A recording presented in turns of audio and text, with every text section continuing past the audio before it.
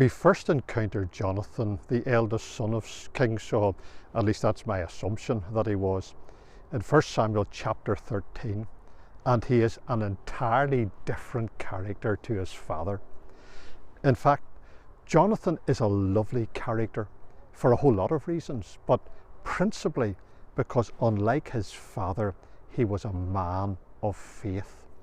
We're going to read a little about that from 1 Samuel chapter 14 and verses 4 to 7.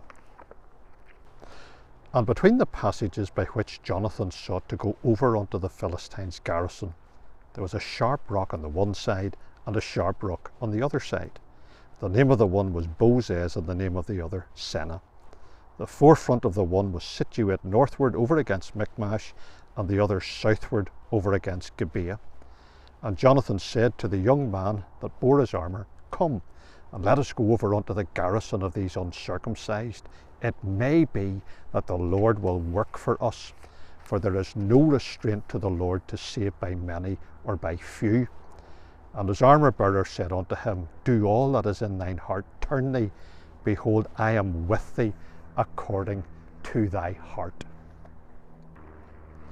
There's much more to this story than what we have read today.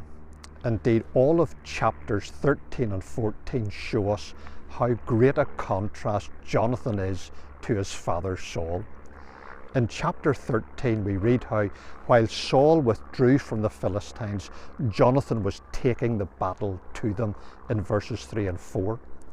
In our previous video we saw that Saul wasn't prepared to wait for God's guidance, and later in this chapter, verse 19, he dismisses the priest before he got a word from God.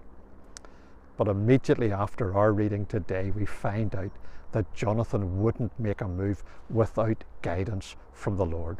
He wanted an indication that the Lord hath delivered them, that is the Philistines, into our hand, and this shall be a sign unto us, we read in verse 10.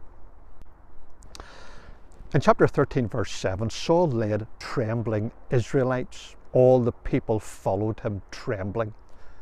But Jonathan's action left trembling Philistines. And there was trembling in the host, that is the host of the Philistines. The garrison and the spoilers, they also trembled. It was a very great trembling. That's verse 15 of this chapter.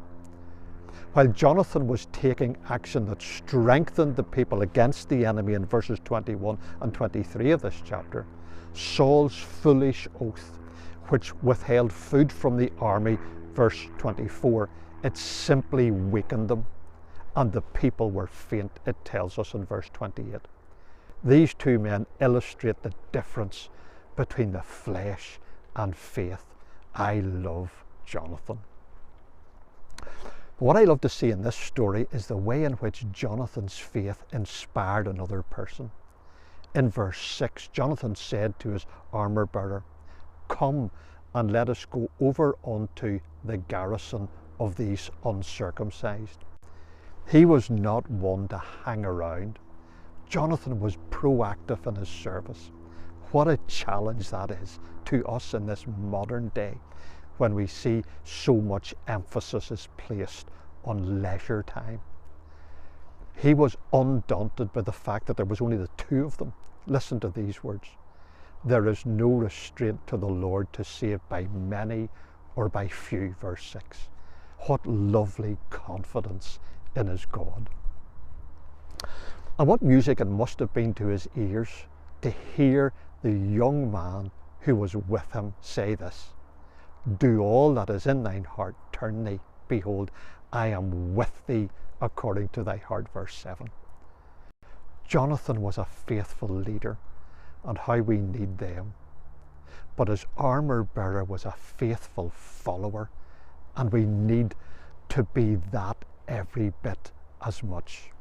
We need to be like Caleb, who wholly followed the Lord, Joshua 14, verse 9. We might never be leaders, but every one of us can be a faithful follower.